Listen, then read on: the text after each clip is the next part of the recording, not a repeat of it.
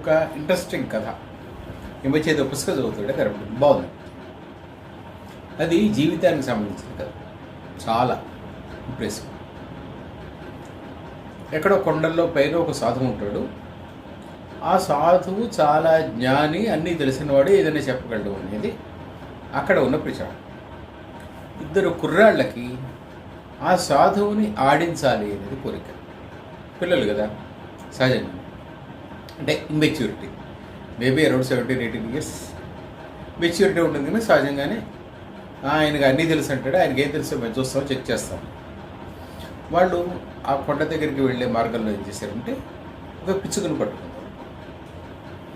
ఆ పిచ్చుకను పట్టుకుని సాయంత్రం కాస్త చీకటి పడే వేళ సాధువు దగ్గరికి వెళ్ళి తలుపు కొట్టాడు. ఆయన తలుపు తీసింది. తలుపు తీసిన తర్వాత ఆయన వాళ్ళు ఎందుకు వచ్చారు అని అడిగాడు.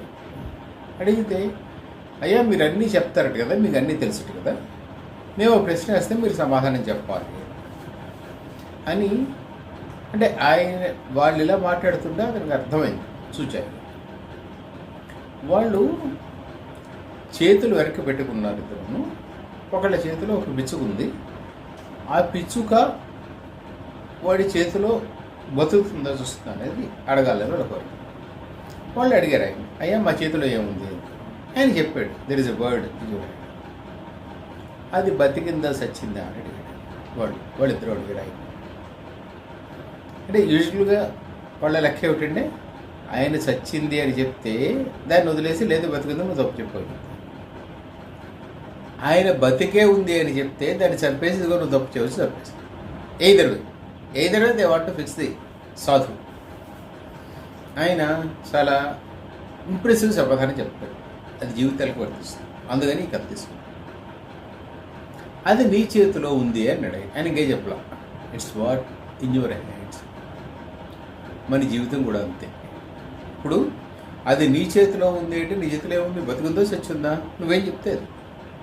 మన జీవితాలు కూడా అలాగే మన చేతిలోనే ఉంది. ఇంతకీ ఇది ఏమిటంటే, the entire the future, the present is in your hands. దాన్ని నువ్వు ఎలా మారిస్తే అలా మారుతుంది. You can make it positive, you can make it negative, you can make it as it is. Either way.